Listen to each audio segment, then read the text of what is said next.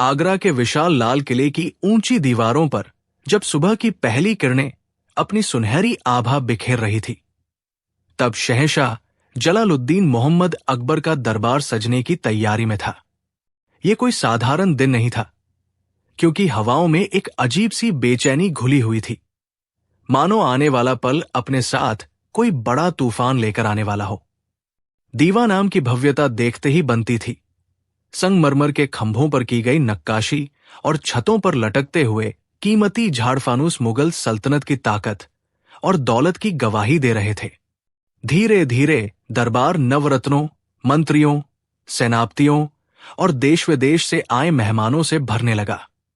इत्र की भीनी भीनी खुशबू पूरे हॉल में तैर रही थी, लेकिन उस खुशबू के बीच भी दरबारियों के माथे पर पसीने की लकीरें साफ दिखाई दे रही थी, क्योंकि आज दरबार में एक ऐसे विद्वान का आगमन होने वाला था जिसकी ख्याति न केवल भारतवर्ष में बल्कि सुदूर फारस और अरब तक फैली हुई थी। उसका नाम था महापंडित विद्यासागर, जो अपनी तार्किक शक्ति और कठिन पहेलियों के लिए कुख्यात थे। कहा जाता था कि जिस दरबार में वे जाते, वहां के विद्वानों को अपनी वाणी से परास्त कर वहां के राजा का सिर शर्म से झुका देते थे। आज उनकी चुनौती मुगल दरबार को थी। शहंशाह अकबर अपने शाही तख्त पर विराजमान हुए। नगाड़ों की गूंज के साथ उद्घोषक ने महापंडित विद्यासागर के आगमन की सूचना दी। दरबार का मुख्य द्वार खुला और एक बेहद प्रभावशाली व्यक्तित्व वाले व्यक्ति ने प्रवेश किया। माथे पर लंबा तिलक, आंखों में गजब का आत्मविश्वास और चाल में एक शेर जैसी बेफिक्री। विद्यासागर ने झुककर बादशाह को सलाम नहीं किया, बल्कि केवल हाथ जोड़कर एक औपचारिक अभिवादन किया, जो दरबारियों को नागवार गुजरा। लेकिन उनकी विद्वता के सम्मान में अकबर ने इसे नजरअंदाज कर दिया। पंडित ने बिना समय गवाए अपनी गरजती हुई आवाज में कहा कि जहां पनाह, मैंने सुना है कि आपके दरबार में ज्ञान का सूरज उगता है और आपके नवरत्न दुनिया के सबसे बुद्धिमान व्यक्ति हैं। लेकिन मुझे लगता है कि यह केवल एक भ्रम है और आज मैं उस भ्रम को तोड़ने आया हूं। अकबर के चेहरे पर एक हल्की मुस्कान थी, लेकिन भीतर ही भीतर उन्हें क्रोध आ रहा था। उन्होंने शांत स्वर में कहा कि पंडित जी, मुगल दरबार मेहमानों का स्वागत करता है, लेकिन हमारे ज्ञान पर सवाल उठाने से पहले आपको अपनी श्रेष्ठता साबित करनी होगी। विद्यासागर ने जोर से ठहाका लगाया और कहा कि मैं यहां केवल बातें करने नहीं आया हूं, मैं एक चुनौती लेकर आया हूं। मैं आपके दरबार से 3 ऐसे सवाल पूछूंगा, जिनका जवाब अगर आपके किसी भी दरबारी ने दे दिया तो मैं अपनी हार स्वीकार कर लूंगा और जीवन भर के लिए आपकी गुलामी करूंगा। लेकिन अगर कोई जवाब न दे पाया तो आपको अपना आधा राज्य मुझे देना होगा और यह स्वीकार करना होगा कि मुगल दरबार खोखला है। पूरे दरबार में सन्नाटा पसर गया। आधा राज्य, यह कोई साधारण शर्त नहीं थी। मुल्ला दोप्याजा और राजा टोडरमल जैसे विद्वान भी एक दूसरे का मुंह ताकने लगे। अकबर ने अपनी मूंछों पर ताव देते हुए कहा कि हमें शर्त मंजूर है, पूछिए अपने सवाल। विद्यासागर ने अपनी झोली से एक चमकता हुआ हीरा निकाला, जो दिखने में बिल्कुल असली लग रहा था, और उसके साथ ही उन्होंने कांच का एक वैसा ही हूबहू टुकड़ा निकाला। दोनों को एक मेज पर रख दिया। देखने में दोनों एक समान थे, कोई अंतर नहीं था। पंडित ने पहला सवाल दागा कि हे बादशाह, इनमें से एक असली हीरा है और एक कांच का टुकड़ा। बिना छुए, बिना किसी औजार का इस्तेमाल किए और बिना इनके पास गए, आपको बताना है कि असली हीरा कौन सा है। दरबारियों के बीच कानाफूसी शुरू हो गई। जौहरियों को बुलाया गया, लेकिन बिना छुए और पास गए परखना नामुमकिन था। तानसेन ने अपने संगीत के कंपन से कुछ करने की कोशिश की, लेकिन व्यर्थ। समय बीतता जा रहा था और पंडित की मुस्कान चौड़ी होती जा रही थी। अकबर की नजरें बीरबल को ढूंढ रही थी, लेकिन बीरबल अभी तक दरबार में नहीं पहुंचे थे। तभी पंडित ने अपना दूसरा सवाल रखा कि मान लीजिए आप हीरे को पहचान भी ले। मेरा दूसरा सवाल यह है कि वो कौन सी चीज है जो दुनिया में हर जगह है, लेकिन उसे न तो देखा जा सकता है न पकड़ा जा सकता है, लेकिन वो इंसान को सबसे ज्यादा डराती भी है और सबसे ज्यादा सुकून भी देती है, और वो चीज ईश्वर नहीं है। लोग सोच में पड़ गए। हवा? नहीं, हवा सुकून देती है पर डराती नहीं। मौत? मौत दिखती नहीं, पर वो हर जगह नहीं होती। दरबारी उलझ कर रह गए। तभी पंडित ने तीसरा और सबसे कठिन सवाल फेंका कि मुझे एक ऐसा व्यक्ति लाकर दिखाओ जिसने आज तक कभी झूठ न बोला हो, लेकिन फिर भी वो दुनिया का सबसे बड़ा पापी हो। यह सवाल तो तर्क के ही परे था। अगर किसी ने झूठ नहीं बोला तो वो पापी कैसे हो सकता है? अकबर का धैर्य अब जवाब दे रहा था। उन्हें लगा कि आज उनकी नाक कटने वाली है। मुल्ला दुप्याजा आगे आए और उन्होंने कुछ तर्क दिए, लेकिन विद्यासागर ने अपने तर्कों से उन्हें 2 मिनट में ही चुप करा दिया। स्थिति अपमानजनक होती जा रही थी। ठीक उसी वक्त दरबार के पिछले दरवाजे से एक शांत और सौम्य व्यक्ति ने प्रवेश किया। वो कोई और नहीं, बीरबल थे। उन्होंने माहौल को भांप लिया था। अकबर के चेहरे की हवाइया और पंडित का अहंकार देखकर वे सारी स्थिति समझ गए। बीरबल ने आगे बढ़कर बादशाह को झुककर सलाम किया। अकबर ने राहत की सांस ली और कहा कि बीरबल, देर से आए हो, लेकिन दुरुस्त आए हो। हमारे सम्मान का सवाल है।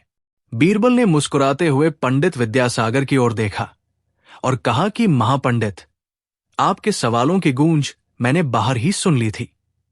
ये सवाल तो इतने आसान है कि हमारे दरबार का कोई बच्चा भी इनका जवाब दे सकता है, लेकिन चूंकि आपने चुनौती बादशाह को दी है तो जवाब देना मेरा फर्ज बनता है। पंडित ने व्यंग्य से कहा कि बातों के शेर तो बहुत देखे हैं बीरबल, करके दिखाओ। बीरबल ने पहले सवाल का रुख किया।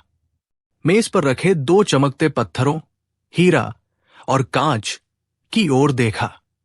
दोपहर हो चुकी थी और सूरज सिर पर था। बीरबल ने सेवकों को आदेश दिया कि मेज को उठाकर दरबार के खुले आंगन में धूप में रख दिया जाए। सब हैरान थे कि इससे क्या होगा। बीरबल ने कहा कि पंडित जी, मैं इन्हें छूंगा नहीं। 10 मिनट तक सब धूप में खड़े रहे। 10 मिनट बाद बीरबल ने मेज के पास जाकर कहा कि जहां पनाह, जो टुकड़ा हाथ लगाने पर गर्म हो गया है वो कांच है, और जो अभी भी ठंडा है वही असली हीरा है। क्योंकि असली हीरा कभी भी बाहरी गर्मी को जल्दी नहीं सोखता, वो अपनी फितरत में शीतल होता है, जबकि कांच तुरंत गर्म हो जाता है। पंडित विद्यासागर के चेहरे का रंग उड़ गया।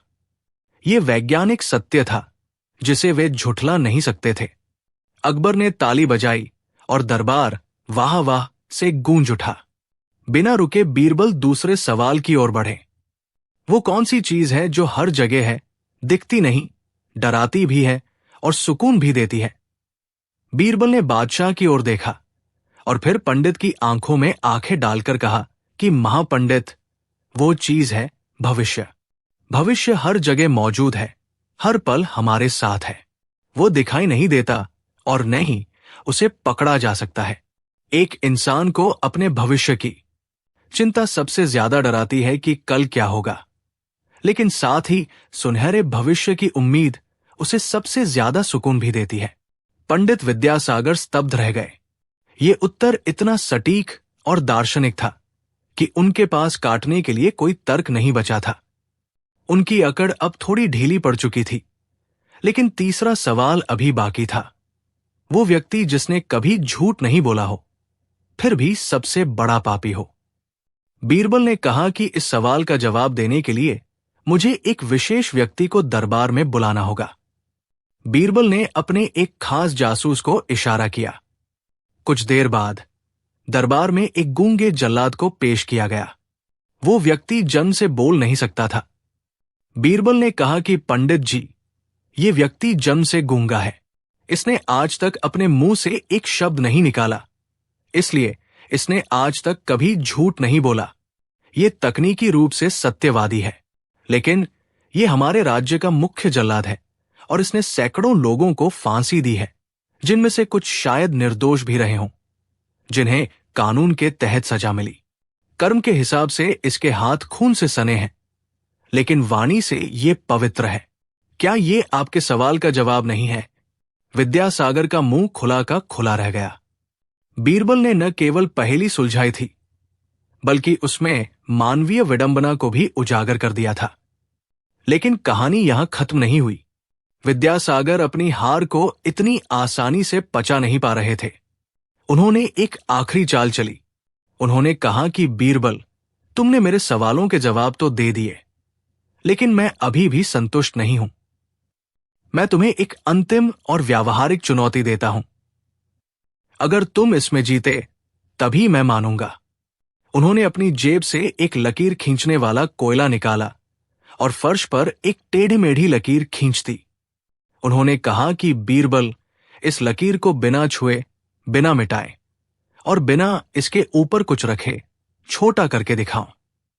दरबार फिर से तनाव में आ गया। ये तो बच्चों का खेल लग रहा था, लेकिन शर्त बिना छुए और बिना मिटाए की थी। बीरबल हंसे। उन्होंने उसी कोयले के टुकड़े को उठाया और पंडित द्वारा खींची गई लकीर के ठीक बगल में एक उससे बड़ी और लंबी लकीर खींच दी। बीरबल ने पूछा कि महापंडित, अब जरा देखिए, आपकी लकीर मेरी लकीर के सामने छोटी दिख रही है या नहीं? सापेक्षता का यह सिद्धांत देखकर पंडित का अहंकार पूरी तरह चकनाचूर हो गया। उन्होंने महसूस किया कि बीरबल की बुद्धि केवल किताबी ज्ञान तक सीमित नहीं है, बल्कि उसमें व्यवहारिक समझ और समय सूचकता का अद्भुत मेल है। विद्यासागर, जो शेर की तरह गरजते हुए आए थे, अब भीगी बिल्ली बन चुके थे। उन्होंने सिर झुकाकर बादशाह अकबर और बीरबल को प्रणाम किया। उन्होंने कहा कि मैंने सुना था, लेकिन आज देख भी लिया कि बीरबल की बुद्धिमत्ता का कोई सानी नहीं है। मैं अपनी हार स्वीकार करता हूं। अकबर बहुत प्रसन्न हुए। उन्होंने विद्यासागर को भी निराश नहीं किया और उन्हें उनके ज्ञान के लिए सम्मानित करते हुए स्वर्ण मुद्राओं से नवाजा, क्योंकि अकबर जानते थे कि विद्वान का अपमान सल्तनत के लिए शोभा नहीं देता। लेकिन बीरबल के लिए बादशाह ने अपने गले से मोतियों की माला उतारकर उन्हें पहना दी। दरबार में फिर से खुशियों की लहर दौड़ गई। मुल्ला दोप्याजा भी मन मसोस कर रह गए, लेकिन बीरबल की तारीफ करने पर मजबूर हुए। बीरबल ने सिद्ध कर दिया था कि बुद्धि की बाजी केवल भारी भरकम शब्दों या शास्त्रों के रटने से नहीं जीती जाती, बल्कि उसे जीतने के लिए दिमाग की खिड़कियों को खुला रखना पड़ता है और समस्या को एक नए नजरिए से देखना होता है। सूरज अब ढलने लगा था और आगरा के किले पर शाम की लाली छाने लगी थी। लेकिन उस दिन की जीत की चर्चा आने वाले कई दशकों तक मुगल इतिहास के पन्नों और लोगों की जुबान पर रहने वाली थी। बीरबल एक बार फिर जीत गया था और अकबर का भरोसा उस पर और भी गहरा हो गया था। यही वो जादू था जो बीरबल को अकबर का सबसे प्रिय नवरत्न बनाता था। समस्या चाहे कितनी भी जटिल क्यों न हो, समाधान बीरबल की मुस्कान में ही छिपा होता था। मुगल सल्तनत का सूरज अपनी पूरी आभा के साथ चमक रहा था।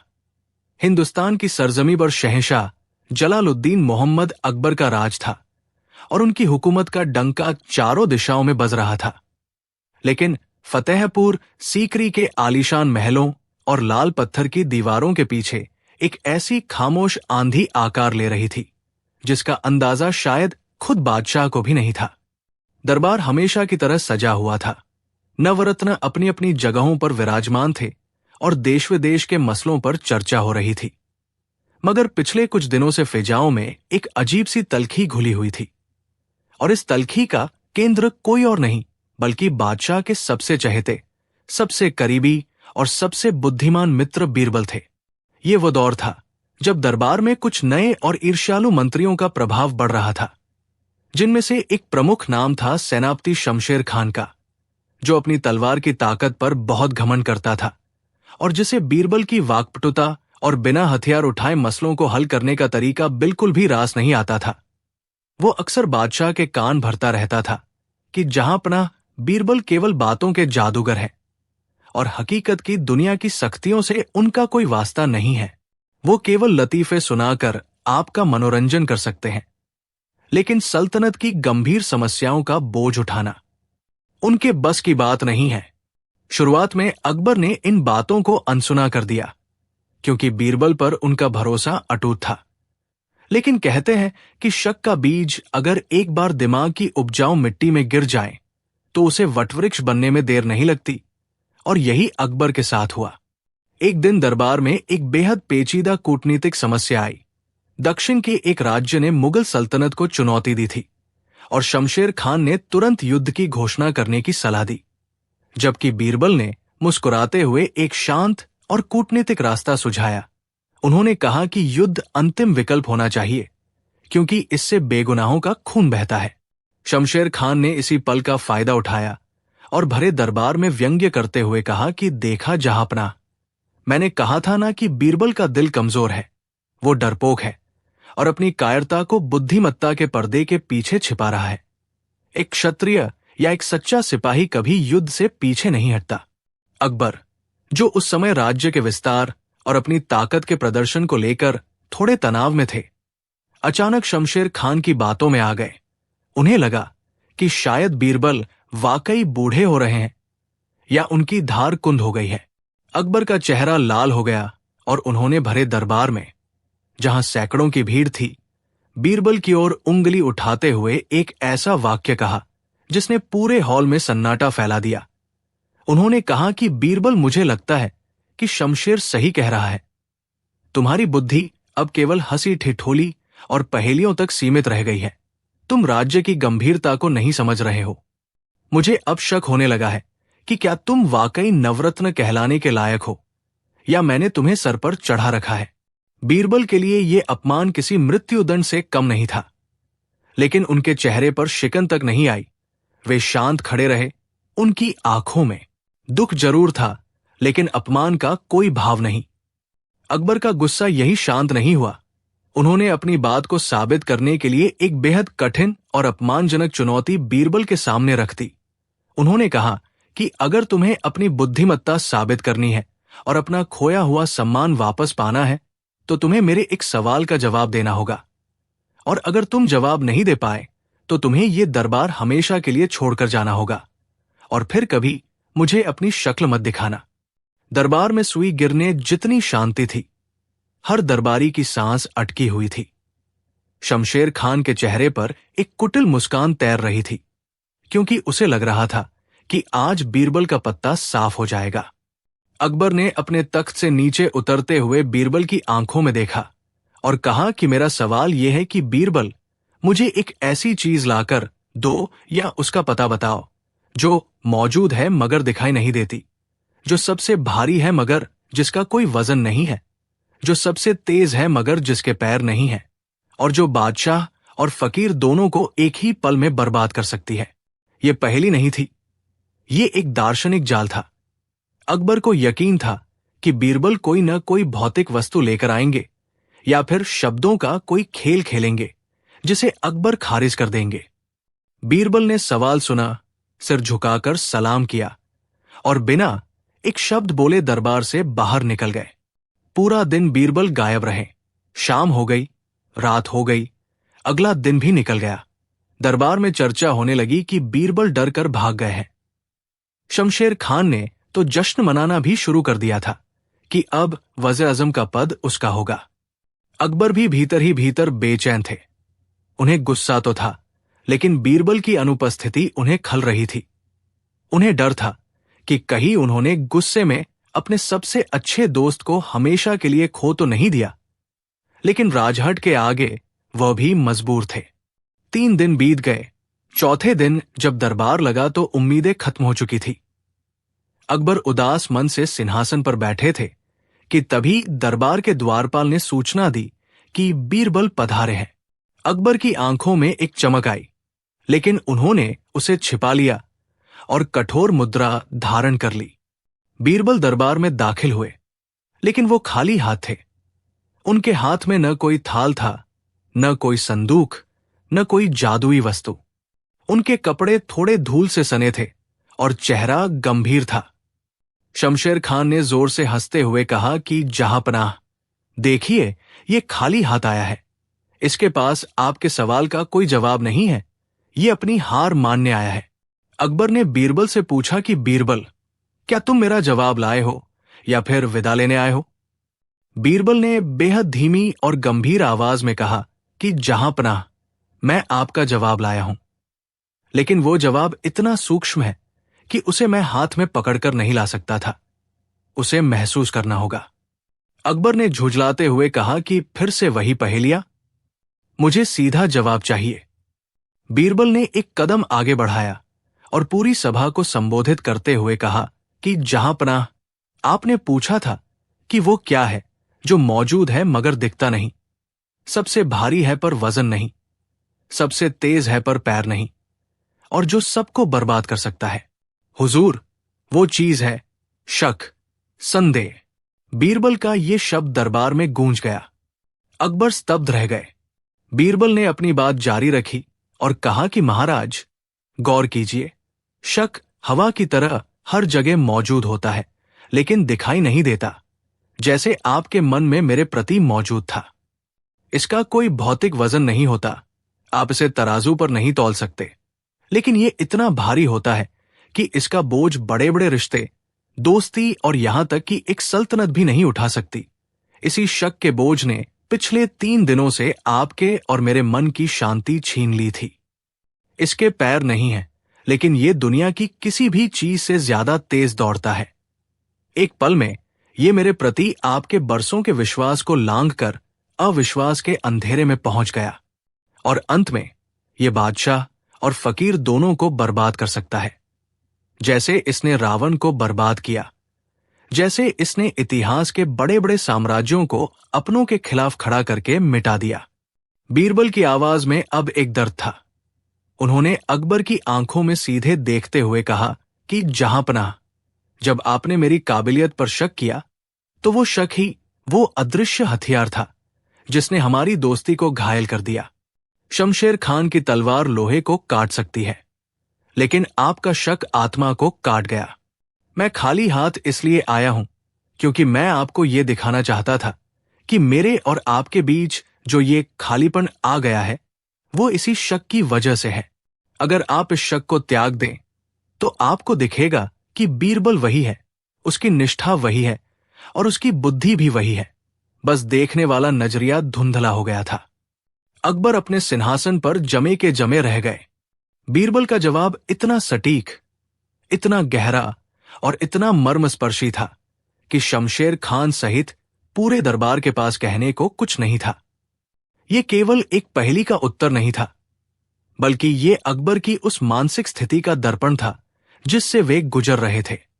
अकबर को महसूस हुआ कि वाकई शमशेर खान की बातों में आकर उन्होंने उस शक को अपने दिल में जगह दी जिसने उन्हें अंधा कर दिया था। युद्ध और शांति के फैसलों में मतभेद हो सकते हैं, लेकिन नियत पर शक करना विनाशकारी था। अकबर की आंखों में आंसू तैरने लगे। वो अपने शाही प्रोटोकॉल को भूलकर तख्त से नीचे आए और बीरबल के पास जाकर उन्हें गले लगा लिया। बादशाह का गला भराया था। उन्होंने कहा कि बीरबल, तुमने न केवल मेरे सवाल का सही जवाब दिया है, बल्कि तुमने मेरी आंखों पर पड़ी पट्टी भी खोल दी है। वाकई शक से भारी और विनाशकारी कुछ नहीं है। मुझे माफ कर दो दोस्त, मैंने दूसरों के बहकावे में आकर हीरे की परख छोड़ दी थी और कांच के टुकड़ों पर भरोसा करने लगा था। शमशेर खान का सिर शर्म से झुक गया। उसे समझ आ गया कि बीरबल को हराना तलवार के बस की बात नहीं है, क्योंकि बीरबल युद्ध के मैदान में नहीं, बल्कि विचारों के मैदान में लड़ते हैं।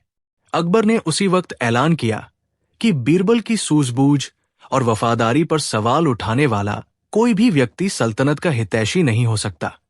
उन्होंने बीरबल को अपने नवरत्नों में पुनः सर्वोच्च स्थान दिया और शमशेर खान को चेतावनी देकर छोड़ दिया।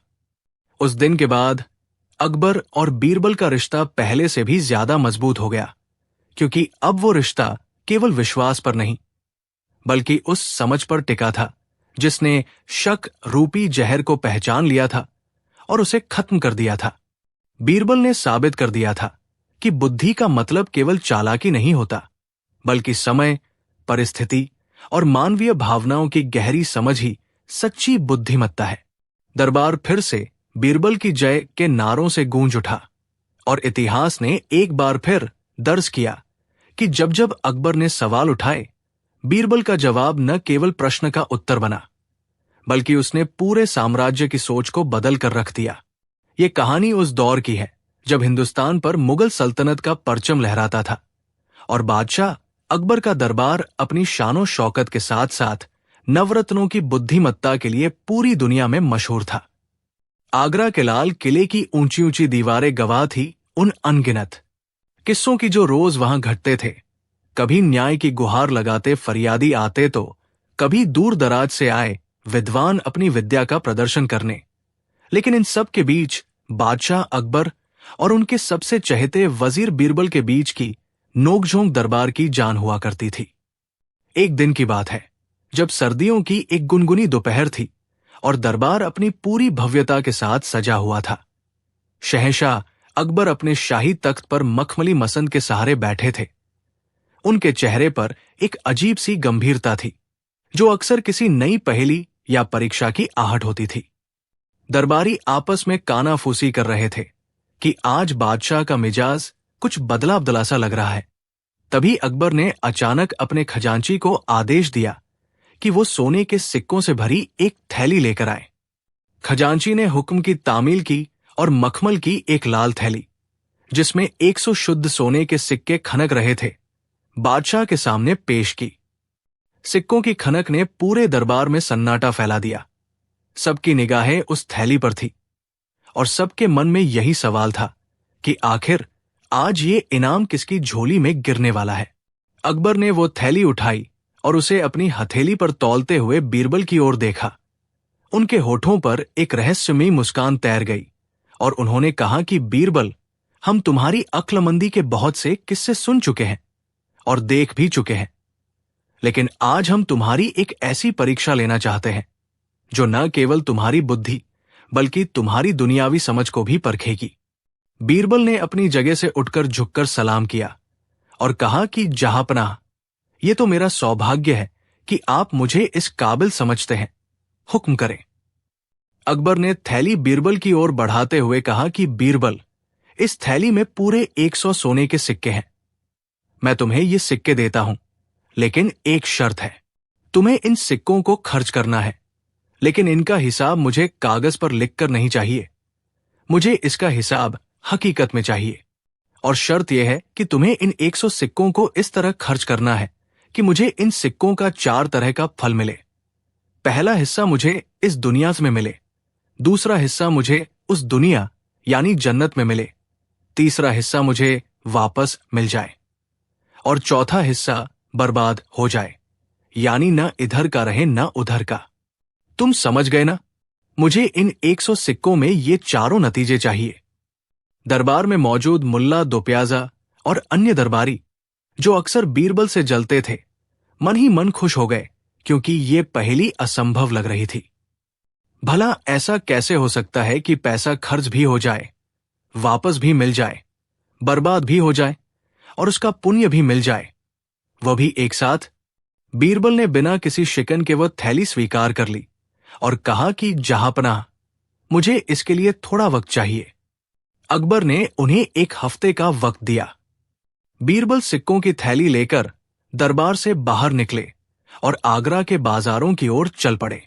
उनके दिमाग में बादशाह की शर्त घूम रही थी, इस लोक में, परलोक में, वापसी और बर्बादी। बीरबल जानते थे कि ये गणित का सवाल नहीं है, बल्कि ये जीवन के दर्शन का सवाल है। वो शहर के मुख्य बाजार में पहुंचे जहां चहल पहल अपने चरम पर थी। बीरबल ने अपना भेष बदल लिया था ताकि कोई उन्हें पहचान न सके और वो आम लोगों के बीच घुल मिल सके।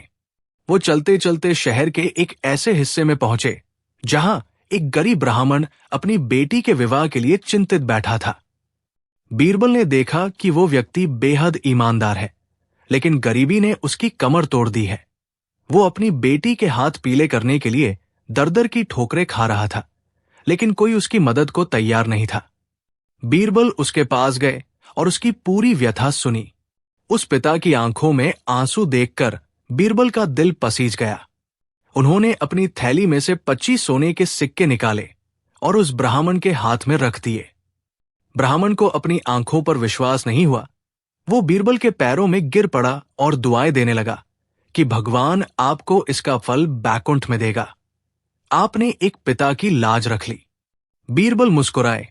उन्हें अपने सवाल का एक हिस्सा मिल चुका था, परलोक का हिस्सा। दान और कन्यादान से बड़ा पुण्य कोई नहीं होता, और ये वो निवेश था जो मरने के बाद दूसरी दुनिया में काम आने वाला था। इसके बाद बीरबल आगे बढ़े। दोपहर ढल रही थी और भूख भी लगाई थी। बीरबल की नजर एक मिठाई की दुकान पर पड़ी जहां तरह तरह के पकवान बन रहे थे। वहीं पास में एक नृत्यांगना और कुछ संगीतकार अपनी कला का प्रदर्शन कर रहे थे, लेकिन उन्हें सुनने वाला या इनाम देने वाला कोई नहीं था। बीरबल ने वहां एक महफिल जमाई। उन्होंने बढ़िया भोजन मंगवाया, खुद भी खाया और वहां मौजूद भूखे गरीबों को भी खिलाया। इसके बाद उन्होंने संगीतकारों का गाना सुना और नृत्यांगना का नृत्य देखा।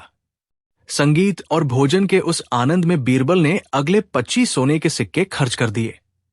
वहां मौजूद लोगों ने बीरबल की वाहवाही की, उन्हें दुआएं दी, और बीरबल ने खुद भी उस पल का भरपूर आनंद लिया। पेट भरने का सुकून और संगीत का जादू, ये सब इसी दुनिया का सुख था। बीरबल समझ गए कि ये उन सिक्कों का वो हिस्सा है जिसका फल उन्हें इस दुनिया में यानी इसी जीवन में तुरंत मिल गया। न उधारी, न भविष्य की चिंता, बस वर्तमान का सुख। अब बीरबल के पास 50 सिक्के बचे थे और उन्हें 2 शर्तें और पूरी करनी थी। पैसा वापस भी मिले और बर्बाद भी हो। वो आगे बढ़े और शहर के उस कोने में गए जहां जुआरी और नशेड़ी अपना अड्डा जमाए बैठे थे। वहां एक जुआरी था जो अपनी लच्छेदार बातों से लोगों को फंसाता था और फिर उन्हें ठग लेता था। बीरबल ने जानबूझकर उस जुआरी के साथ जुआ खेलने का नाटक किया, या यूं कहें कि एक ऐसे व्यक्ति को 25 सिक्के उधार दिए जिसके बारे में पूरा शहर जानता था कि ये कभी पैसा वापस नहीं करता और इसे दिया गया पैसा नाली में फेंकने के बराबर है। बीरबल ने वो 25 सिक्के उस धूर्त व्यक्ति के हाथ में रख दिए जिसने झूठे वादे किए कि वह दोगुना करके लौट आएगा, जबकि बीरबल जानते थे कि ये पैसा अब कभी नहीं लौटने वाला। ये पैसा न पुण्य देगा, न सुख देगा और न ही वापस आएगा। ये पूरी तरह बर्बाद हो गया, धूल में मिल गया। ये उन लोगों पर किया गया खर्च था जो इसके लायक नहीं होते, यानी कुपात्र को दिया गया दान। अब बचे थे आखिरी 25 सिक्के और शर्त थी कि पैसा वापस अभी मिलना चाहिए। बीरबल सोचते हुए अपने घर की ओर जा रहे थे कि तभी उन्हें एक जाना पहचाना सौदागर मिला। ये सौदागर बेहद ईमानदार और मेहनती था, लेकिन पिछले दिनों उसके कारवां के लुट जाने से वो व्यापार में घाटे में चल रहा था और उसे दोबारा अपना काम शुरू करने के लिए पूंजी की सख्त जरूरत थी। बीरबल ने उस सौदागर को रोका और बचे हुए 25 सिक्के उसे दे दिए। उन्होंने कहा कि ये लो मित्र, इसे अपने व्यापार में लगाओ और जब तुम्हारा काम चल निकले और मुनाफा हो तो मुझे मेरा मूलधन लौटा देना। सौदागर ने कृतज्ञता के साथ पैसे लिए और वादा किया कि वो जल्द ही ये कर्ज चुका देगा। बीरबल के चेहरे पर संतोष की मुस्कान थी। ये एक व्यापारिक निवेश था जिसे सही व्यक्ति को दिया गया था और जिसके वापस आने की पूरी उम्मीद थी। हफ्ता पूरा हुआ और दरबार लगने का दिन आ गया। अकबर बेसब्री से बीरबल का इंतजार कर रहे थे, जबकि विरोधी दरबारी इस उम्मीद में थे कि आज बीरबल कोई जवाब नहीं दे पाएंगे और खाली हाथ लौटेंगे। बीरबल दरबार में दाखिल हुए, उनके हाथ खाली थे, वो थैली गायब थी। अकबर ने कड़क आवाज में पूछा कि बीरबल, क्या तुमने 100 सोने के सिक्के खर्च कर दिए? बीरबल ने अदब से जवाब दिया, जी जहांपनाह, मैंने पाई पाई खर्च कर दी। अकबर ने पूछा, तो बताओ मेरा हिसाब कहां है? बीरबल ने कहा कि जहांपनाह, हिसाब कागजों पर नहीं, हकीकत में है। सुनिए, बीरबल ने अपनी बात शुरू की और कहा कि जहांपनाह, मैंने पहले 25 सिक्के एक गरीब ब्राह्मण को उसकी बेटी के विवाह के लिए दिए। उस पिता की आत्मा ने जो दुआएं दी और कन्यादान का जो पुण्य मिला वो आपके खाते में जमा हो गया है, लेकिन वो आपको यहां नहीं बल्कि उस दुनिया में यानी परलोक में मिलेगा। ये था आपके पहले सवाल का जवाब, ईश्वर के बैंक में जमा पूंजी। अकबर ने सिर हिलाया। वे प्रसन्न थे। बीरबल ने आगे कहा कि दूसरे 25 सिक्के मैंने साधु संतों, फकीरों को भोजन कराने और खुद संगीत और कला का आनंद लेने में खर्च किए। उससे जो पेट भरने का संतोष और मन का सुकून मिला, वो मुझे और उन लोगों को इसी दुनिया में तुरंत मिल गया। ये था नकद सौदा, जिसका फल हाथों हाथ मिल गया। फिर बीरबल ने थोड़ी गंभीरता से कहा कि हुजूर, तीसरे 25 सिक्के मैंने एक जुआरी और लंपट व्यक्ति को दे दिए। मैं जानता था कि वो पैसा शराब और जुए में उड़ा देगा। वो पैसा न मुझे दुआ देगा, न सुख देगा और न वापस आएगा। वो पैसा नाली में गया, यानी पूरी तरह बर्बाद हो गया। ये उन खर्चों का प्रतीक है जो हम गलत लोगों या अपनी बुरी आदतों पर करते हैं। अकबर इस तर्क से भी सहमत दिखे। अंत में बीरबल ने कहा कि और जहांपनाह, आखिरी 25 सिक्के मैंने एक ईमानदार लेकिन मुसीबत में फंसे व्यापारी को बतौर कर्ज दिए हैं। उसने वादा किया है कि वो मेहनत करके अपना व्यापार खड़ा करेगा और मेरे पैसे लौटा देगा।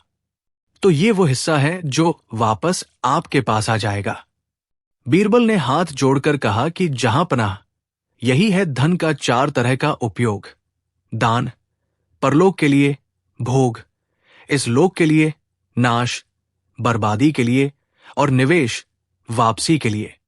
मैंने आपके 100 सिक्कों से जीवन के ये चारों चक्र पूरे कर दिए। पूरा दरबार सन्न रह गया। बीरबल ने न केवल शर्त पूरी की थी, बल्कि अर्थशास्त्र और जीवन दर्शन का ऐसा पाठ पढ़ाया था जो किसी किताब में नहीं मिल सकता था। अकबर अपने सिंहासन से उठे और उन्होंने बीरबल को गले लगा लिया। उन्होंने कहा कि बीरबल, मैं जानता था कि तुम कोई न कोई रास्ता जरूर निकाल लोगे, लेकिन तुमने तो आज हमें धन का असली मतलब समझा दिया।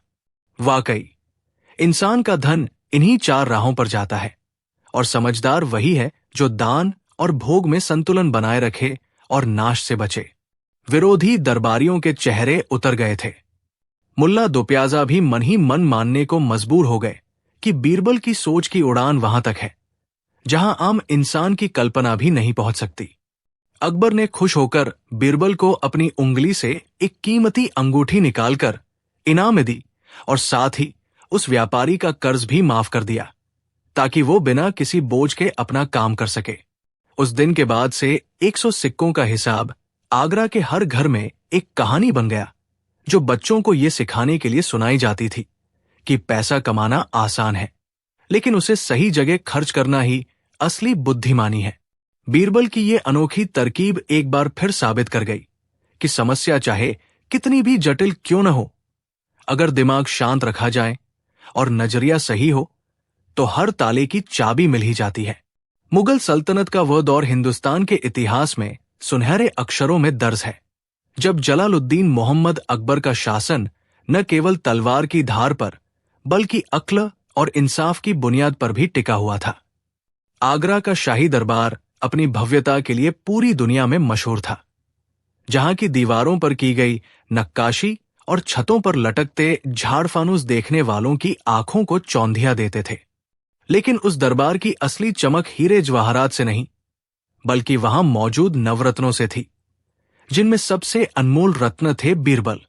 अक्सर दरबार में गंभीर मसलों पर चर्चा होती थी, लेकिन बादशाह अकबर के मन में कभी कभी बाल सुलभ जिज्ञासा जाग उठती थी, या फिर अपने दरबारियों की बुद्धिमत्ता को परखने की एक अजीब सी धुन सवार हो जाती थी। ये किस्सा एक ऐसी ही दोपहर का है जब सूरज अपनी पूरी तपिश के साथ चमक रहा था और यमुना नदी का पानी भी गर्मी से तप रहा था। दरबार खचाखच भरा हुआ था।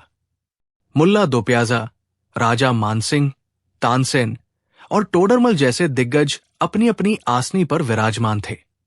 हवा में इत्र की खुशबू के साथ साथ एक भारीपन भी था, क्योंकि आज दरबार में एक परदेसी कलाकार आया हुआ था। यह कलाकार सुदूर फारस के मुल्क से आया था और उसका दावा था कि वह दुनिया का सबसे बेहतरीन शिल्पकार है। उसका नाम था उस्ताद रहीमुद्दीन। वो अपने साथ मखमल से ढका हुआ एक बड़ा सा थाल लेकर आया था।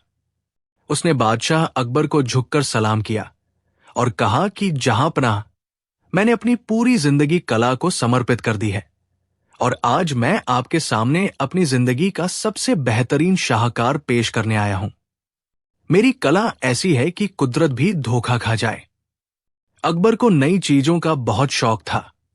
उन्होंने उत्सुकता से कहा कि दिखाओ उस्ताद, तुम क्या लाए हो। रहीमुद्दीन ने थाल पर से मखमल का कपड़ा हटाया। जैसे ही कपड़ा हटा, पूरे दरबार में आह और वाह की आवाजें गूंज उठीं। थाल में फूलों के 2 गुलदस्ते रखे थे। लाल गुलाब के वे फूल इतने ताजा, इतने रसीले और इतने खूबसूरत लग रहे थे कि मानो अभी अभी उन्हें बगीचे से तोड़ा गया हो। उनकी पंखुड़ियों पर ओस की बूंदें चमक रही थी, जो हीरे की कनियों जैसी लग रही थी। रहीमुद्दीन ने गर्व से सीना चौड़ा करते हुए कहा कि जहांपनाह, गौर से देखिए। इनमें से एक गुलदस्ता असली फूलों का है, जिसे मैंने आज सुबह ही आपके शाही बाग से तोड़ा है, और दूसरा गुलदस्ता नकली है, जिसे मैंने अपने हाथों से कागज, कपड़े और कुछ खास मसालों से बनाया है। मेरी चुनौती यह है कि आप या आपके दरबार का कोई भी बुद्धिमान व्यक्ति बिना इन्हें छुए, बिना इनके पास जाकर सूंघे, केवल अपनी जगह पर बैठकर यह बता दे कि इनमें से असली कौन सा है और नकली कौन सा। अगर कोई बता देगा तो मैं अपना सारा हुनर और अपनी सारी दौलत यहीं छोड़कर आपका गुलाम बन जाऊंगा। लेकिन अगर कोई न बता पाया तो आपको मुझे मुहमांगा इनाम देना होगा और यह मानना होगा कि इंसान की कला कुदरत को मात दे सकती है। अकबर ने सिंहासन से झुककर उन फूलों को गौर से देखा। दोनों बिल्कुल एक जैसे थे। रंग, रूप, बनावट, यहां तक कि कांटों की नोक और पत्तियों की नसों में भी कोई फर्क नजर नहीं आ रहा था। अकबर ने अपने सबसे करीबी मंत्रियों की ओर देखा। मुल्ला दोप्याजा आगे आए। उन्होंने अपनी आंखों को सिकोड़कर देखा, लेकिन हार मान ली। राजा मानसिंह ने भी कोशिश की, लेकिन दूर से फर्क करना नामुमकिन था। उस्ताद रहीमुद्दीन के चेहरे पर विजय की मुस्कान थी। उसे पता था कि उसने उन नकली फूलों पर असली फूलों का इत्र भी छिड़क रखा है, ताकि अगर हल्की खुशबू भी आए तो लोग भ्रमित हो जाएं। अकबर को लगा कि आज दरबार की नाक कटने वाली है। एक कलाकार भरे दरबार में शहंशाह को चुनौती देकर जीत जाए, ये अकबर के अहम को स्वीकार नहीं था। अकबर की नजरें आत्तन बीरबल की ओर घूमी। बीरबल शांत भाव से बैठे थे। उनके चेहरे पर हमेशा रहने वाली वो हल्की मुस्कान नदारद थी। वे बहुत गंभीरता से फूलों को देख रहे थे। अकबर ने तेज आवाज में कहा कि बीरबल, क्या तुम देख रहे हो? ये परदेसी हमारे दरबार की बुद्धिमत्ता को ललकार रहा है। क्या हमारे नवरत्नों में इतनी भी समझ नहीं बची कि वे कुदरत और कारीगरी में फर्क कर सके? मैं तुम्हें आदेश देता हूं कि अभी इसी वक्त बिना अपनी जगह से उठे ये काम कर दिखाओ। बताओ कि असली गुलदस्ता कौन सा है। अगर तुम नहीं बता पाए तो ये केवल तुम्हारी हार नहीं, बल्कि मुगल सल्तनत की तौहीन होगी। माहौल बेहद तनावपूर्ण हो गया था। दरबारियों की सांसें अटक गई थी। ये काम नामुमकिन लग रहा था, क्योंकि दृश्य में कोई अंतर था ही नहीं। इंसान की आंखें धोखा खा सकती थी। बीरबल अपनी जगह से खड़े हुए। उन्होंने बादशाह को झुककर सलाम किया और फिर उस कलाकार की ओर देखा। बीरबल ने कहा कि उस्ताद, आपकी कला वाकई बेमिसाल है। दूर से देखने पर तो क्या, शायद पास जाकर भी इंसान धोखा खा जाए, लेकिन सत्य को छिपाना मुमकिन नहीं होता। बीरबल ने इधर उधर देखा। दरबार के बड़े बड़े खिड़की दरवाजे भारी पर्दों से ढके हुए थे, ताकि बाहर की गर्मी और धूप अंदर न आए। बीरबल ने सेवकों की ओर इशारा किया और बुलंद आवाज में आदेश दिया कि दरबार की पश्चिमी दीवार की वो दोनों बड़ी खिड़कियां फौरन खोल दी जाएं, जो शाही बाग की तरफ खुलती है। दरबारी हैरान थे। सब सोच रहे थे कि बीरबल को गर्मी लग रही है क्या, या वो बहाने बना रहे हैं। खिड़कियां खोलने से फूलों की असलियत कैसे पता चलेगी? उस्ताद रहीमुद्दीन भी हैरान था। उसे लगा शायद बीरबल रोशनी बढ़ाकर देखना चाहते हैं, लेकिन उसे अपनी कला पर इतना भरोसा था कि वो डरा नहीं। सेवकों ने रस्सियां खींची और विशाल खिड़कियां खुल गई। बाहर शाही बाग के फूलों की महक और सूरज की रोशनी का एक रेला दरबार के अंदर आया। सब लोग बीरबल को देख रहे थे कि वो अब क्या करेंगे। बीरबल चुपचाप खड़े रहे। उनकी नजरें उन 2 गुलदस्तों पर टिकी थी। 1 मिनट बीता, 2 मिनट बीते। सन्नाटा इतना गहरा था कि हर किसी को अपने दिल की धड़कन सुनाई दे रही थी। अकबर भी अधीर हो रहे थे। वो कुछ कहने ही वाले थे कि तभी बीरबल के चेहरे पर मुस्कान लौट आई। उन्होंने अपनी उंगली उठाई और दाएं तरफ रखे गुलदस्ते की ओर इशारा करते हुए कहा कि जहां पनाह, वो जो दाईं ओर रखा है वही असली फूलों का गुलदस्ता है और जो बाईं ओर है वो नकली है। उस्ताद रहीमुद्दीन का चेहरा फक पड़ गया। उसके माथे पर पसीना चमकने लगा। अकबर ने पूछा कि बीरबल, तुम इतने यकीन के साथ कैसे कह सकते हो? तुमने तो उन्हें छुआ भी नहीं। बीरबल ने हंसते हुए कहा कि जहांपनाह, सबूत आपके सामने है, जरा गौर से देखिए। जब मैंने खिड़कियां खुलवाई तो बाग से ताजी हवा अंदर आई और हवा के साथ साथ कुदरत के छोटे छोटे जासूस भी अंदर आए। देखिए, उस दाईं तरफ वाले गुलदस्ते पर 2 मधुमक्खियां आकर भिनभिना रही हैं। मधुमक्खियां कभी धोखा नहीं खाती। वे केवल असली फूलों के रस और पराग की तलाश में आती हैं। उन्होंने नकली फूलों को पूरी तरह नजरअंदाज कर दिया है, चाहे वो कितने भी सुंदर क्यों न हो या उन पर कितना भी इत्र क्यों न छिड़का गया हो। जीवन केवल जीवन को पहचानता है। जहांपनाह, अकबर ने गौर से देखा। वाकई 2 छोटी मधुमक्खियां दाएं गुलदस्ते के गुलाबों पर मंडरा रही थी और एक फूल पर बैठ भी गई थी, जबकि बायां गुलदस्ता वीरान पड़ा था। उस्ताद रहीमुद्दीन, जो कुछ पल पहले तक अहंकार से भरा था, अब बीरबल के कदमों में गिर पड़ा। उसने कहा कि हुजूर, मैंने सुना था कि बीरबल की नजर इंसान के दिल तक पहुंच जाती है। आज देख लिया कि उनकी अक्ल कुदरत की जुबान भी समझती है। मेरी कला हार गई और आपकी बुद्धिमत्ता जीत गई। दरबार तालियों की गड़गड़ाहट से गूंज उठा। मुल्ला दो प्याजा और अन्य विरोधी भी आज बीरबल की तारीफ किए बिना न रह सके, क्योंकि ये जीत केवल तर्क की नहीं थी, बल्कि ये जीत उस व्यावहारिक ज्ञान की थी जो किताबों में नहीं मिलता। अकबर बेहद प्रसन्न हुए। उन्होंने कहा कि बीरबल, तुमने फिर साबित कर दिया कि समस्या का हल हमेशा ताकत या जादू में नहीं, बल्कि हमारे आसपास मौजूद साधारण चीजों को देखने के नजरिए में होता है। तुमने मिनटों में वह कर दिखाया जो घंटों की बहस से भी मुमकिन नहीं था। अकबर ने उस कलाकार को निराश नहीं किया, उसकी कला की तारीफ की और उसे इनाम दिया, लेकिन शर्त के मुताबिक उसे बीरबल की श्रेष्ठता स्वीकार करनी पड़ी। बीरबल को उस दिन नवरत्नों का रत्न की उपाधि से एक बार फिर नवाजा गया। खिड़कियां अब भी खुली थी और ताजी हवा दरबार में बह रही थी, मानो कुदरत खुद बीरबल की जीत का जश्न मना रही हो। ये कहानी हमें सिखाती है कि जब इंसान अपनी अक्ल पर बहुत ज्यादा इतराने लगता है और कृत्रिमता का लबादा ओढ़ लेता है, तो प्रकृति का एक छोटा सा जीव, जैसे कि एक मधुमक्खी, भी उसे सच्चाई का आईना दिखा सकती है, बशर्ते हमारे पास उसे देखने वाली बीरबल जैसी पारखी नजर हो। मुगल सल्तनत का वैभव अपने चरम पर था और हिंदुस्तान की सरजमी पर शहंशाह जलालुद्दीन मोहम्मद अकबर का इकबाल बुलंद था। आगरा का लाल किला अपनी मजबूती और भव्यता के साथ खड़ा था, जिसके भीतर न जाने कितनी ही साजिशें, फैसले और ऐतिहासिक लम्हे सांस ले रहे थे।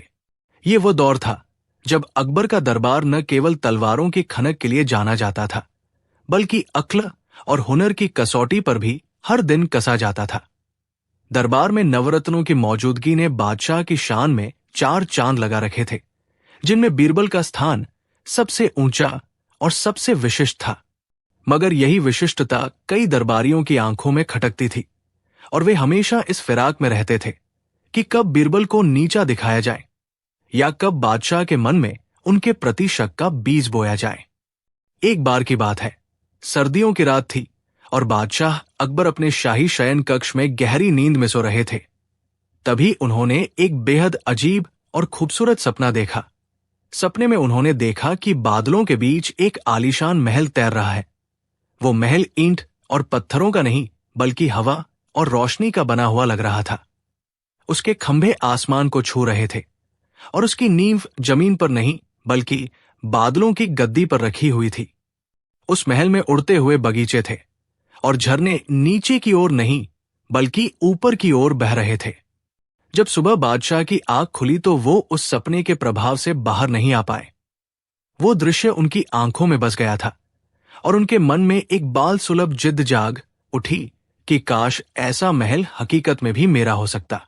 अगले दिन जब दीवान ए खास सजा और सभी दरबारी अपने अपने स्थानों पर विराजमान हुए तो बादशाह ने अपने सपने का जिक्र किया। उन्होंने बड़े ही उत्साह के साथ बताया कि कैसे उन्होंने हवा में झूलता हुआ एक महल देखा है और उनकी दिली ख्वाहिश है कि उनके जीते जी ऐसा एक अजूबा तामील किया जाए जो गुरुत्वाकर्षण के नियमों को भी मात दे दे। दरबार में सन्नाटा पसर गया। सब जानते थे कि बादशाह का सपना वैज्ञानिक रूप से असंभव है। हवा में महल बनाना तो मुहावरा है, हकीकत नहीं। लेकिन बादशाह की हां में हां मिलाने की आदत से मजबूर कुछ चापलूस दरबारियों ने कहा कि जहांपनाह, आप चिल्लेलाही हैं। आपके लिए कुछ भी नामुमकिन नहीं है। अगर आप ठान ले तो कुदरत भी अपना नियम बदल सकती है। इन चापलूसों में बीरबल के विरोधी सबसे आगे थे। उन्होंने तुरंत एक मौका भांप लिया। उन्होंने सोचा कि यह सही वक्त है बीरबल को एक ऐसे जाल में फंसाने का जिससे वो कभी बाहर नहीं निकल पाएगा। एक दरबारी ने आगे बढ़कर कहा कि हुजूर, ऐसा महल बनाना वाकई एक चमत्कार होगा और पूरी दुनिया में मुगलिया सल्तनत का डंका बज जाएगा। लेकिन यह काम कोई मामूली कारीगर नहीं कर सकता। इसके लिए एक ऐसे दिमाग की जरूरत है जो असंभव को संभव कर सके, और हमारी राय में आपके नवरत्न बीरबल से बेहतर यह काम कोई नहीं कर सकता। अकबर को यह सुझाव बहुत पसंद आया। उन्होंने तुरंत बीरबल की ओर देखा और कहा कि बीरबल, क्या तुम मेरे लिए हवा में झूलता हुआ महल बनवा सकते हो? बीरबल अपनी जगह पर शांत बैठे थे। वो समझ गए थे कि ये एक गहरी साजिश है और बादशाह की मासूमियत का फायदा उठाकर उन्हें फंसाया जा रहा है। महल हवा में नहीं बन सकता, ये बात बादशाह भी जानते थे, मगर सपने के मोह और दरबारियों के उकसावे ने उनकी तर्क शक्ति को धुंधला कर दिया था।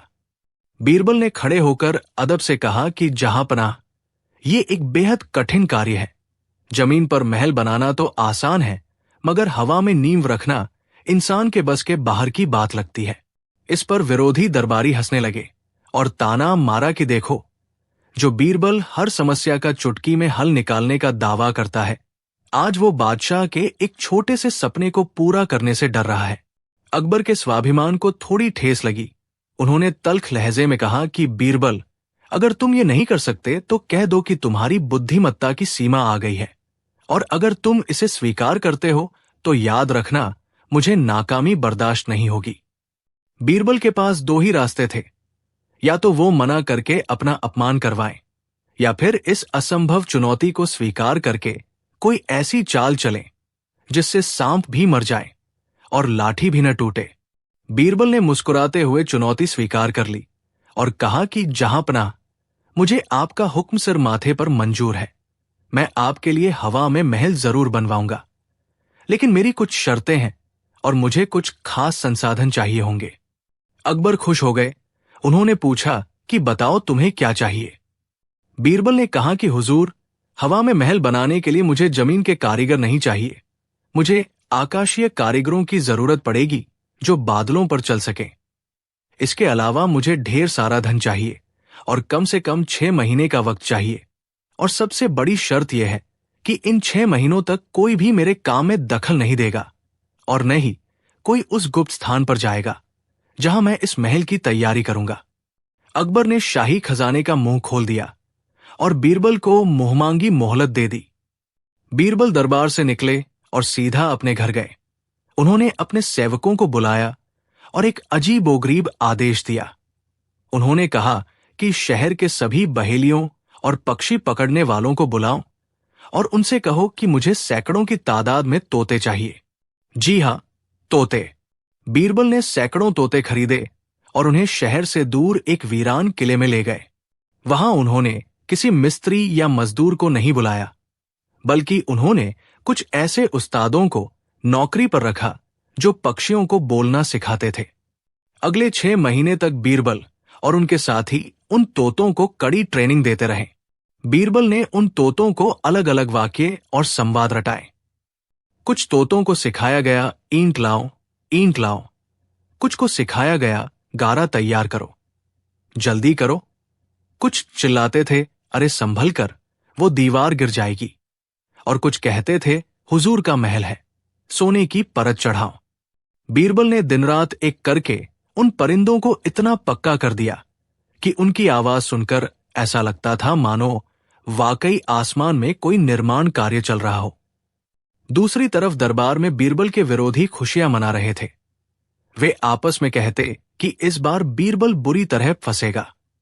6 महीने बाद जब वो खाली हाथ आएगा तो बादशाह उसे देश निकाला दे देंगे या जेल में डाल देंगे।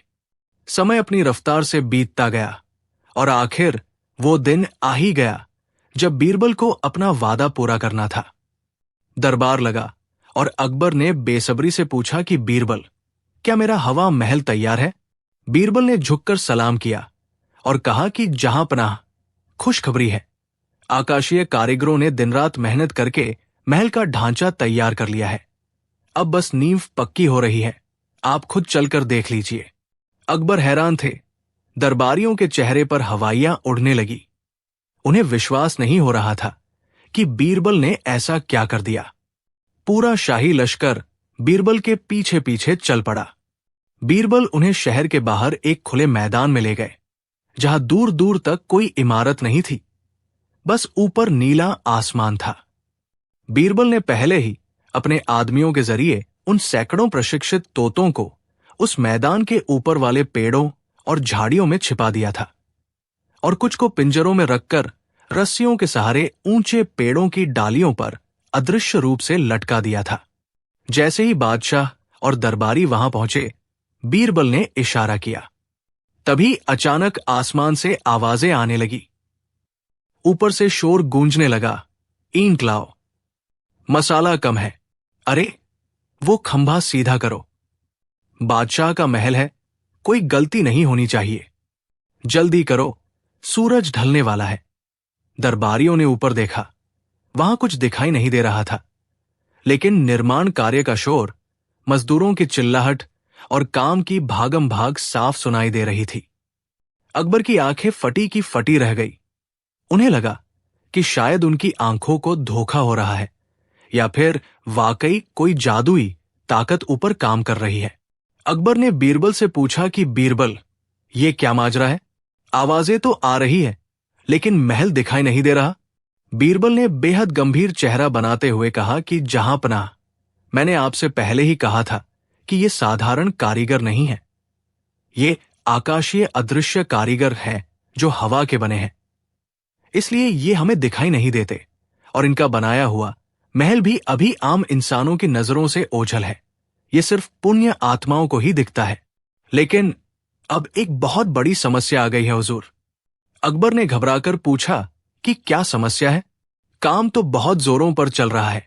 बीरबल ने कहा कि जहां पनाह, कारीगर कह रहे हैं कि महल पूरा तैयार है, लेकिन उसकी नींव हवा में स्थिर नहीं हो पा रही है। उनके सरदार का कहना है कि इस महल की नींव को जमने के लिए सच्चाई के पत्थर की जरूरत है, और वो पत्थर केवल और केवल इस महल के मालिक यानी स्वयं शहंशाह अकबर ही रख सकते हैं। बिना आपके वहां जाकर नींव रखे ये महल धरती पर गिर सकता है। अकबर ने आसमान की ओर देखा और फिर बीरबल की ओर। उन्होंने कहा कि ठीक है, बताओ मुझे क्या करना है, सीढ़ी कहाँ है? बीरबल ने हाथ जोड़कर कहा कि हुजूर, यही तो पेंच है। चूंकि ये हवा का महल है, इसलिए वहां तक जाने के लिए कोई सीढ़ी नहीं बन सकती। वहां जाने का एक ही रास्ता है, आपको बिना किसी सहारे के, बिना सीढ़ी के हवा में उड़कर वहां जाना होगा और नींव का पत्थर रखना होगा। क्योंकि ये महल कल्पना और हवा का है, इसलिए वहां जाने का रास्ता भी वैसा ही है। अगर आप वहां जाकर नींव नहीं रखेंगे तो ये जादुई कारीगर काम रोक देंगे और महल हमेशा के लिए गायब हो जाएगा। अब गेंद अकबर के पाले में थी। बादशाह समझदार थे। वो बीरबल के तर्क और उस पूरे घटनाक्रम की गहराई को समझ गए। उन्होंने महसूस किया कि बीरबल ने कितनी खूबसूरती से उन्हें आईना दिखाया है। जैसे हवा में बिना सहारे के उड़कर जाना असंभव है, वैसे ही हवा में महल बनाना भी असंभव है। बीरबल ने उनकी असंभव मांग का जवाब एक असंभव शर्त से दिया था। अकबर खिलखिलाकर हंस पड़े। उन्होंने बीरबल के कंधे पर हाथ रखा और कहा कि मान गए बीरबल, तुमने न केवल मेरी जिद का मान रखा, बल्कि मुझे यह भी समझा दिया कि कोरी कल्पनाओं के पीछे भागना बादशाह को शोभा नहीं देता। तुम्हारा ये हवा महल और ये अदृश्य कारीगर वाकई लावाब है। अकबर समझ गए कि वो आवाजें तोतों की थी या बीरबल का कोई न कोई कमाल था, लेकिन उन्होंने बीरबल का भेद नहीं खोला।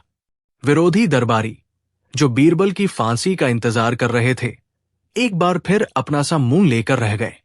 बीरबल ने न केवल अपनी जान बचाई, बल्कि बादशाह को भी शर्मिंदा होने से बचा लिया और उन्हें वास्तविकता के धरातल पर वापस ले आए। अकबर ने उस दिन दरबार में ऐलान किया कि बीरबल की बुद्धिमत्ता इस सल्तनत की सबसे बड़ी दौलत है, जो बादशाह को भी गलती करने से रोक सकती है। बीरबल की ये चाल इतिहास में दर्ज हो गई कि कैसे उन्होंने सैकड़ों तोतों की मदद से एक काल्पनिक महल बनाकर बादशाह की सबसे कठिन चुनौती को भी अपनी चतुराई से जीत लिया। मुगल सल्तनत का वो सुनहरा दौर जब हिंदुस्तान की फिजाओं में शहंशाह जलालुद्दीन मोहम्मद अकबर के इंसाफ और शानो शौकत के किस्से गूंजा करते थे और आगरा का लाल किला अपनी पूरी भव्यता के साथ यमुना के किनारे सिर उठाए खड़ा था। उसके भीतर चलने वाला दरबार खास न केवल सियासत का केंद्र था, बल्कि वो अक्ल, हुनर और हाजिर जवाबी का भी एक ऐसा अखाड़ा था जहां बड़े बड़े दिग्गजों के पसीने छूट जाते थे। दरबार हमेशा की तरह अपनी रवायतों के मुताबिक सजा हुआ था। दीवारों पर जड़े बेशकीमती रत्न मशालों की रोशनी में झिलमिला रहे थे और हवा में इत्र की भीनी भीनी खुशबू तैर रही थी, जो माहौल को और भी रूहानी बना रही थी। बादशाह अकबर अपने मयूर सिंहासन पर विराजमान थे और उनके इर्द गिर्द नवरत्नों का जमावड़ा था, जिनमें राजा बीरबल, तानसेन, राजा मानसिंह, राजा टोडरमल और मुल्ला दोप्याजा जैसे विख्यात लोग शामिल थे। उस दिन दरबार का माहौल थोड़ा अलग था। रोजमर्रा की हंसी ठिठोली और हल्के फुल्के मसलों की जगह एक अजीब सी संजीदगी ने ले ली थी, क्योंकि दरबार में एक ऐसे मेहमान का आगमन हुआ था जिसकी ख्याति उसकी विद्वता से ज्यादा उसके अहंकार के लिए थी। उसका नाम था आचार्य प्रचंडनाथ, जो सुदूर दक्षिण से यात्रा करते हुए आए थे और जिनका दावा था कि उन्होंने दुनिया के तमाम शास्त्रों को घोल कर पी लिया है और इस धरती पर ऐसा कोई सवाल नहीं है जिसका जवाब उनके पास न हो, और ऐसा कोई विद्वान नहीं है जो उन्हें तर्कों में हरा सके। आचार्य का व्यक्तित्व भी उनके नाम जैसा ही प्रचंड था। ऊंचा कद, माथे पर त्रिपुंड, आंखों में अंगारों जैसी चमक और आवाज में बादलों जैसी गरज। उन्होंने दरबार में प्रवेश करते ही बादशाह को कोई औपचारिक सलाम नहीं किया, बल्कि सीधे अपनी चुनौती पेश कर दी। उनका कहना था कि मैंने सुना है अकबर के दरबार में नवरत्न रहते हैं जो अपनी बुद्धिमत्ता पर बहुत इतराते हैं। मैं यहां किसी शास्त्रार्थ के लिए नहीं आया हूं, और नहीं मैं घंटों लंबी बहस करना चाहता हूं। मैं आज यहां मौन की ताकत और शब्द की सीमा की परीक्षा लेने आया हूं। बादशाह अकबर ने आचार्य का स्वागत किया और बड़ी विनम्रता से पूछा कि आचार्य, आप कैसी परीक्षा लेना चाहते हैं? हम तैयार हैं। आचार्य प्रचंडनाथ ने एक गहरी सांस ली और दरबारियों पर एक तीखी नजर डालते हुए कहा कि हे राजन, दुनिया में बातें बनाना बहुत आसान है। शब्दों के जाल बुनकर किसी को भी भ्रमित किया जा सकता है, लेकिन सत्य हमेशा संक्षिप्त होता है। मेरी चुनौती यह है कि मैं इस दरबार से एक ऐसा सवाल पूछूंगा जिसका जवाब मुझे वेदों, उपनिषदों या लंबी चौड़ी कहानियों में नहीं चाहिए। मुझे उस सवाल का जवाब केवल और केवल एक शब्द में चाहिए, न एक शब्द कम न एक शब्द ज्यादा। और वो एक शब्द ऐसा होना चाहिए जो मेरे सवाल की पूरी गहराई को नाप ले और उसमें रत्ती भर भी शंका की गुंजाइश न बचे। अगर आपके नवरत्नों में से कोई भी ऐसा कर पाया तो मैं अपनी हार मानकर जीवन भर के लिए मौन धारण कर लूंगा। लेकिन अगर कोई जवाब न दे पाया तो आपको मानना होगा कि मुगल दरबार का ज्ञान खोखला है। यह सुनकर दरबार में सन्नाटा पसर गया, क्योंकि अक्सर विद्वान अपनी विद्वता दिखाने के लिए घंटों बोलते थे। एक शब्द में बड़े दर्शन को समेटना सागर को गागर में भरने जैसा था। मुल्ला दो प्याजा और अन्य दरबारी एक दूसरे का मुंह ताकने लगे। उन्हें समझ नहीं आ रहा था कि ऐसा कौन सा सवाल आने वाला है। अकबर ने चुनौती स्वीकार कर ली और आचार्य को सवाल पूछने का इशारा किया। आचार्य प्रचंडनाथ ने दरबार के बीचों बीच खड़े होकर अपनी गरजती हुई आवाज में सवाल दागा कि वो क्या है जो इंसान को सबसे ज्यादा सुख देता है लेकिन जिसे खरीदा नहीं जा सकता। वो क्या है जो इंसान के पास हो तो वो फकीर होकर भी राजा है और ना हो तो राजा होकर भी भिखारी है। वो क्या है जो सभी झगड़ों का अंत है और सभी इच्छाओं का पूर्ण विराम है। सवाल सुनकर दरबार में कानाफूसी शुरू हो गई। लोग अपने अपने हिसाब से सोचने लगे। किसी ने सोचा दौलत, लेकिन दौलत से सुख खरीदा नहीं जा सकता और वो झगड़ों का अंत नहीं बल्कि जड़ है। किसी ने सोचा प्रेम, लेकिन प्रेम में विरह का दुख भी होता है और वो हमेशा इच्छाओं का पूर्ण विराम नहीं होता। किसी के मन में स्वास्थ्य आया तो किसी के मन में भगवान। राजा मानसिंह ने दबी जुबान में कहा विजय, लेकिन विजय के बाद भी और युद्ध की इच्छा बनी रहती है। मुल्ला दो प्याजा ने हिम्मत करके कहा ज्ञान, लेकिन आचार्य ने उसे तुरंत खारिज कर दिया कि ज्ञान तो अज्ञान का बोध कराता है और जानने की जिज्ञासा पैदा करता है, वो पूर्ण विराम नहीं है। धीरे धीरे एक एक करके दरबारियों के चेहरे उतरने लगे। बड़े बड़े विद्वान जो मोटी मोटी किताबें रटे बैठे थे आज निरुत्तर हो गए थे। दरबार में एक भारी और जानलेवा खामोशी छा गई, ऐसी खामोशी जो चीख चीख कर मुगल दरबार की हार का ऐलान कर रही थी। बादशाह अकबर के माथे पर पसीने की बूंदें झलकने लगी। उन्हें अपनी इज्जत दांव पर लगी दिख रही थी। आचार्य प्रचंडनाथ के चेहरे पर एक कुटिल मुस्कान थी। वे अपनी जीत के प्रति आश्वस्त हो चुके थे और व्यंग्य भरे स्वर में बोले कि क्या हुआ राजन, आपके नवरत्नों की चमक फीकी पड़ गई? क्या शब्दों के सागर में से एक मोती ढूंढना इतना कठिन है? ठीक उसी वक्त जब उम्मीद की आखिरी किरण भी बुझने वाली थी, बीरबल अपनी जगह से उठे। बीरबल का चेहरा शांत था, जैसे कोई ठहरा हुआ सरोवर हो। उन्होंने न तो कोई ग्रंथ खोला और न ही किसी से कोई सलाह ली। वे धीरे धीरे कदमों से चलते हुए आचार्य के सामने पहुंचे। पूरा दरबार सांस रोके बीरबल को देख रहा था। बीरबल ने बादशाह की ओर देखा और फिर आचार्य की आंखों में आंखें डालकर एक क्षण का मौन रखा।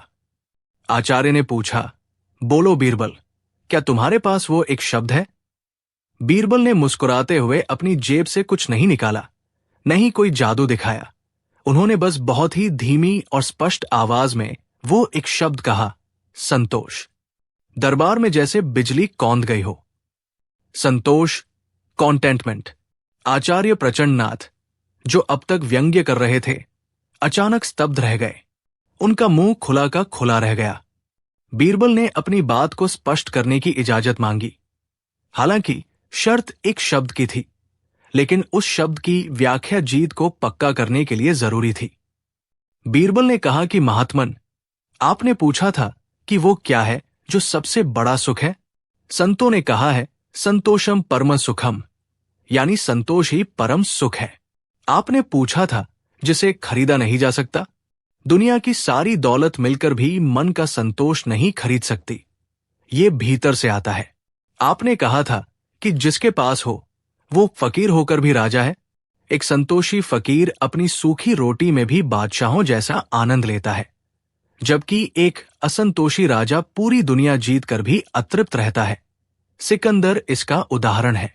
और अंत में आपने पूछा था कि जो सभी झगड़ों का अंत और इच्छाओं का पूर्ण विराम है, जहां संतोष आ जाता है वहां ईर्ष्या, लालच और होड़ खत्म हो जाती है। झगड़े अपने आप मिट जाते हैं और इच्छाओं की दौड़ वही थम जाती है।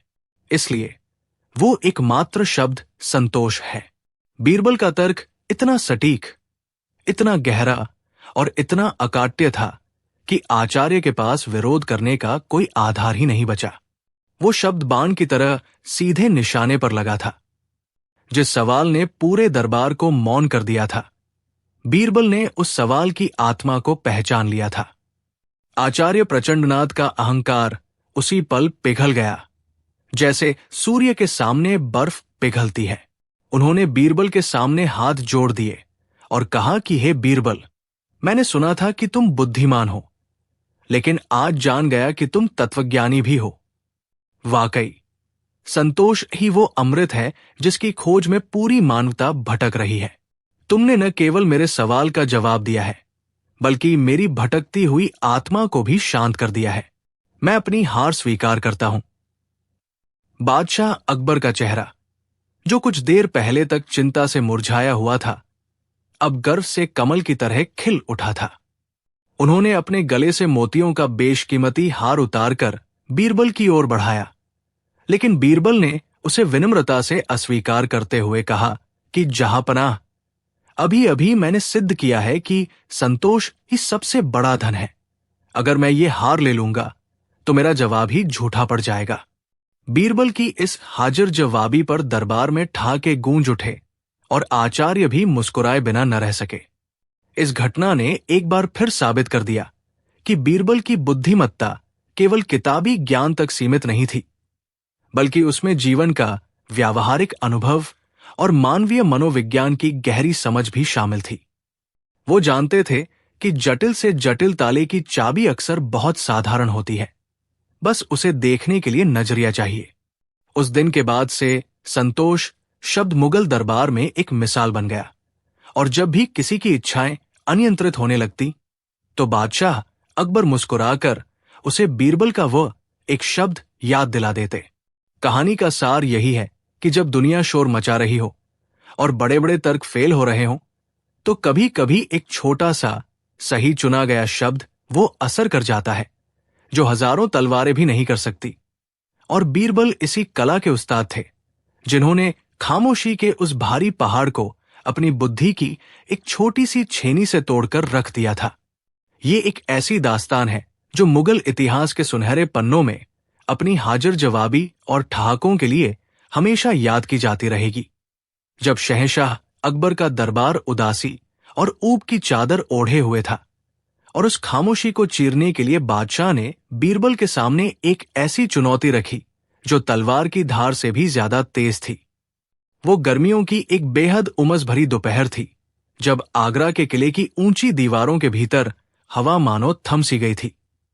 यमुना नदी की ओर से आने वाली हवाओं में भी वो ठंडक नहीं थी जो अक्सर शाम को रूह को सुकून देती थी।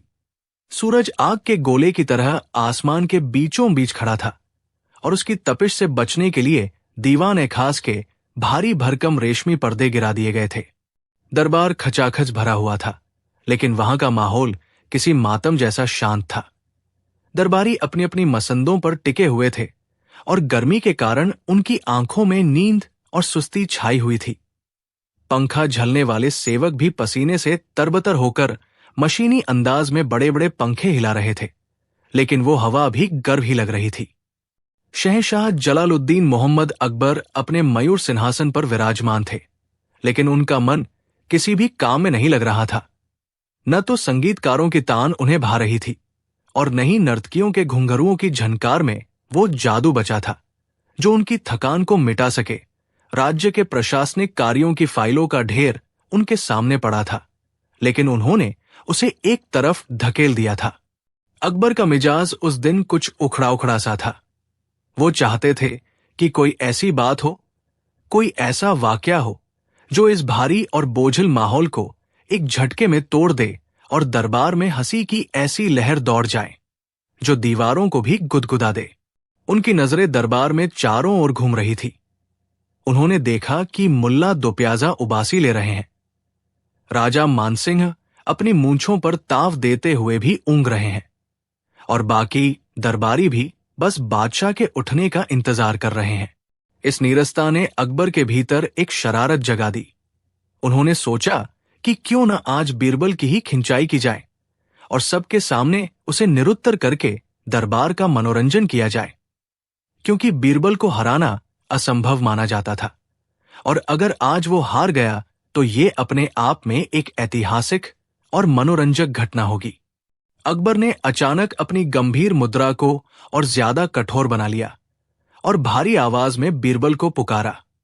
बीरबल, जो हमेशा की तरह सतर्क और शांत बैठे थे, तुरंत अपनी जगह से उठे और झुककर सलाम किया। अकबर ने पूरे दरबार को संबोधित करते हुए कहा कि दरबारी गण, आज मेरा मन बहुत उदास है और ये खामोशी मुझे काट रही है। मैं चाहता हूं कि आज दरबार में हंसी का फव्वारा फूटे, लेकिन किसी साधारण चुटकुले या लतीफे से नहीं। उन्होंने बीरबल की आंखों में देखते हुए एक अजीब सी चुनौती फेंकी।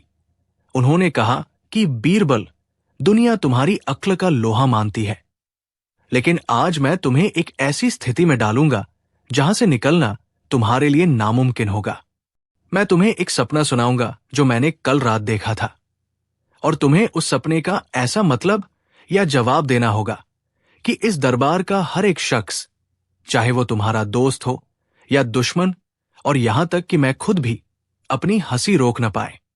अगर तुम ऐसा नहीं कर पाए और जवाब देने में नाकाम रहे तो तुम्हें आज ही ये दरबार छोड़कर जाना होगा। ये सुनते ही दरबारियों की नींद उड़ गई, सुस्ती गायब हो गई और सबकी रीढ़ की हड्डी सीधी हो गई।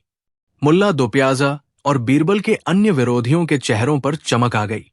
उन्हें लगा कि आज शिकार जाल में फंसने वाला है, क्योंकि बादशाह खुद बीरबल को घेरने के मूड में है। अकबर ने अपनी कहानी शुरू की। उनके चेहरे पर एक कुटिल मुस्कान थी जो बता रही थी कि जाल बुना जा चुका है। अकबर ने कहा कि बीरबल, कल रात मैंने एक बहुत ही अजीब सपना देखा। सपने में हम दोनों, यानी मैं और तुम, एक साथ शहर की सैर पर निकले थे। चलते चलते हम एक अंधेरे रास्ते पर पहुंच गए जहां आगे दो गहरे गड्ढे थे। हम दोनों बातों में इतने मशगूल थे कि हमें गड्ढे दिखाई नहीं दिए और अचानक हम उनमें गिर पड़े। यहां तक तो सब सामान्य लग रहा था।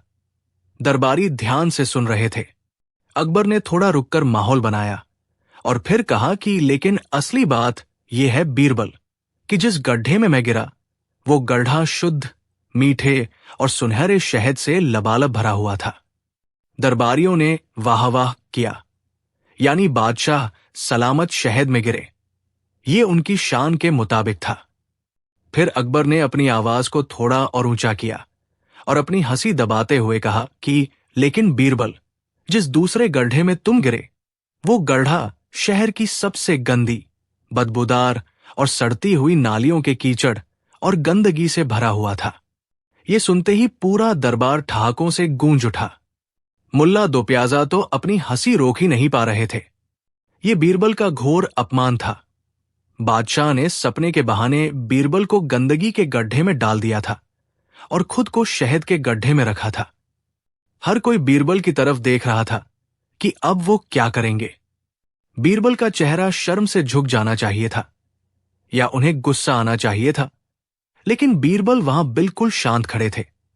उनके चेहरे पर एक हल्की सी मुस्कान खेल रही थी जो विरोधियों को और भी ज्यादा बेचैन कर रही थी। बादशाह अकबर भी अपनी इस जीत पर बहुत खुश थे। उन्हें लगा कि उन्होंने बीरबल को लाजवाब कर दिया है, क्योंकि अब बीरबल जो भी कहेंगे वो अपनी सफाई में कहेंगे और कीचड़ में गिरने की बात को काट नहीं पाएंगे। जब दरबार की हंसी थोड़ी कम हुई तो अकबर ने व्यंग्य करते हुए पूछा कि क्यों बीरबल, क्या हुआ? क्या सपने की व्याख्या करने के लिए तुम्हारे पास शब्द नहीं है, या गंदगी के गड्ढे में गिरकर तुम्हारी जुबान बंद हो गई है?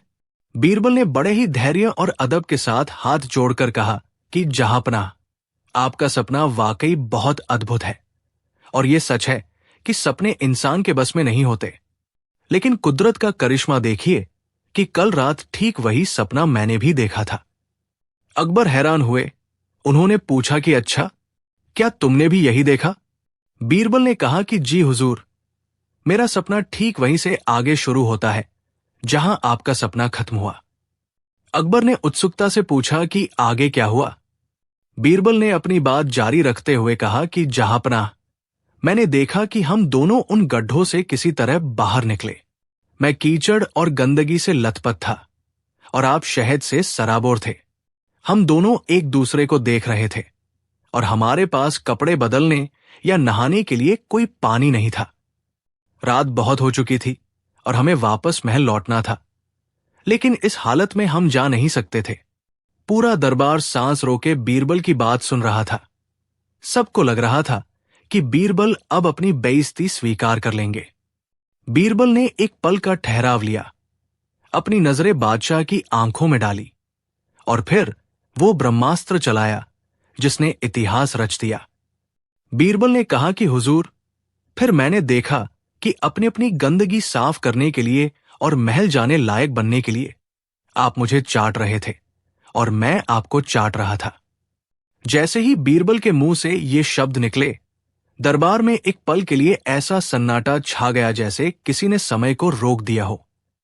लोग बीरबल के जवाब का विश्लेषण करने लगे।